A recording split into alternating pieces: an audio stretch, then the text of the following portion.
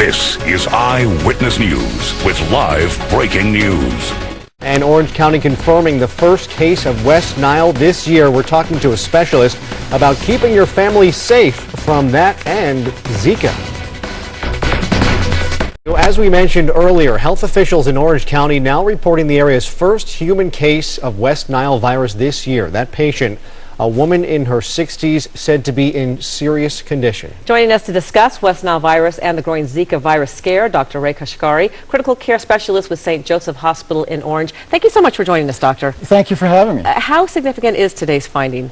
No, this is very significant because West Nile virus can be a very bad disease. It's a disease involving the neurologic system, so you can have coma, you can have long-term effects, and even if you get a case from which you recover, it can last several months. So it's a bad disease. The interesting thing is that the Zika virus and the West Nile virus are spread by the same mosquito, which means we must have that mosquito here, right? Good wow, point. that's pretty scary. Let's talk about who is most at risk. We know, I mean, we hear with West Nile all the time, the young and the elderly. Is the same hold true for Zika as well? Actually, it's all with viruses, it's always the young and the elderly, but with Zika it's a little different because most people, if they get Zika, don't even know they have it. Only 1 out of 5 people get any kind of symptoms at all. The danger with Zika is twofold. One, you can get a disease called Guillain-Barré syndrome, which is a prolonged paralysis, and anybody can get that. We had that back with swine flu in '86.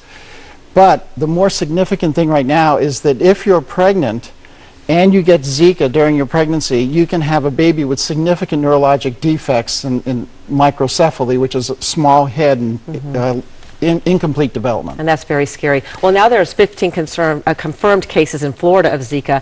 How worried should we be here that is going to spread to the West Coast? It is going to spread to the West Coast. But the good thing about Florida is we're going to be able to study Zika significantly because we've isolated that area.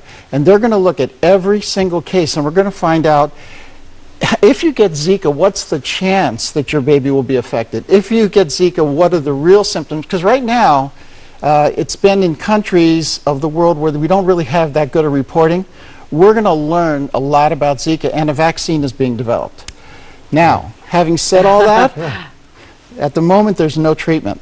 So we have to deal with prevention. Well, let's talk about that. How do we prevent? We heard the governor of Florida come out and say that the top 4 things you can do were all standing water in the area. Yeah, you got to get rid of water. Standing water. Right. So I'm sure that's the same here. And by the way, a spoonful of water can breed thousands of Aedes mosquitoes. So, all right, number 1, use the drought to your advantage. Get rid of any standing water in your property. But number 2, personal protection, especially if you're pregnant or thinking of getting pregnant. Yeah. So you want to wear loose clothing. Tight-fitting clothing mosquitoes will bite through. The Zika mosquito does bite all day long, not just morning and night. Okay. Number 3, if you put on sunscreen, put the sunscreen on first, put the insect repellent on second.